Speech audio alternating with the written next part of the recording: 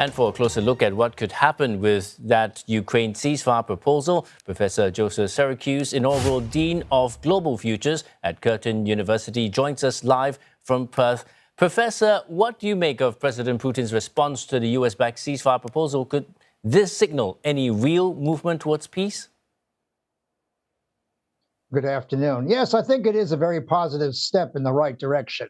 He's agreed in principle that he's prepared to stop the hostilities, and he's recognized the loss of life is really unacceptable. And so it's the beginning of a process. Keep in mind that President Trump's negotiators are over there right now trying to deal with the so-called preconditions. There aren't any really preconditions. You know, when I was a young student during the Vietnam War, it took us 5 years to negotiate a ceasefire and a conclusion with the North Vietnamese government. These things take a long time. And, you know, in those 5 years, 20,000 additional Americans died, tens of thousands of Vietnamese died. So it's all critical. But the point is that President Putin has agreed in principle to a ceasefire and therefore the negotiations.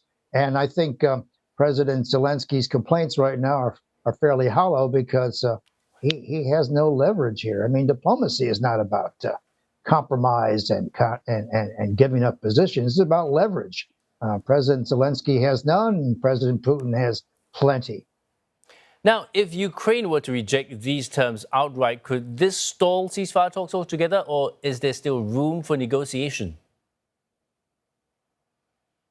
Oh, well, I think if Ukraine rejected this outright, I think Zelensky would be gone in a very short period of time.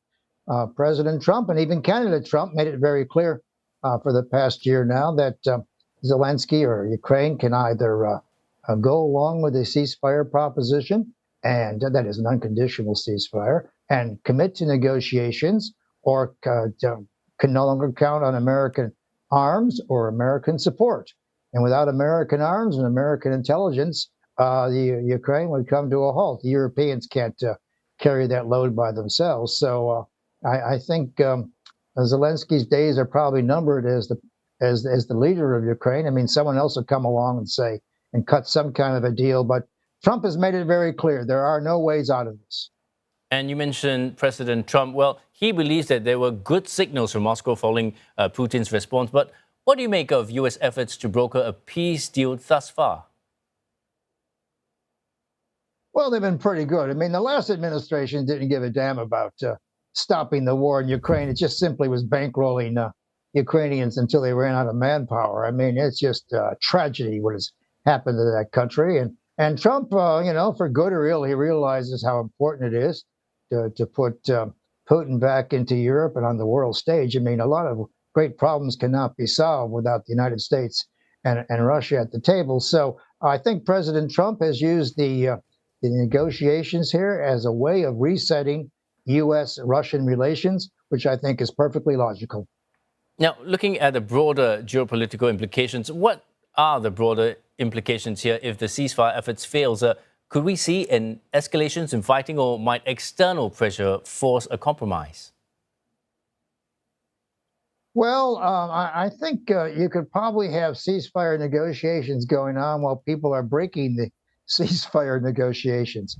President Putin has made it very clear who's going to monitor any potential violations along, you know, hundreds and hundreds of miles of borders. And I think the clue here is, if you look very carefully at his statement, or at least the translation of his statement, it's clear that he has a very high regard for the role of Brazil and India and China and anybody else who can play a role. He just doesn't want he doesn't want NATO forces in Ukraine, and so I think he might use those. But keep in mind that you could have negotiations go on and be productive over a period of time, even while negotiation or even while hostilities break down from time to time. So it's not one way or the other. I mean, it'd be very messy.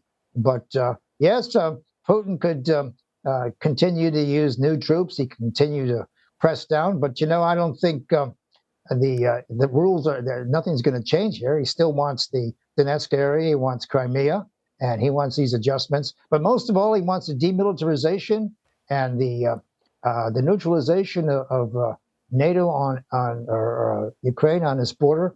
And, you know, as a longtime diplomatic historian, I can tell you these are not unreasonable requests by one of the two major nuclear powers.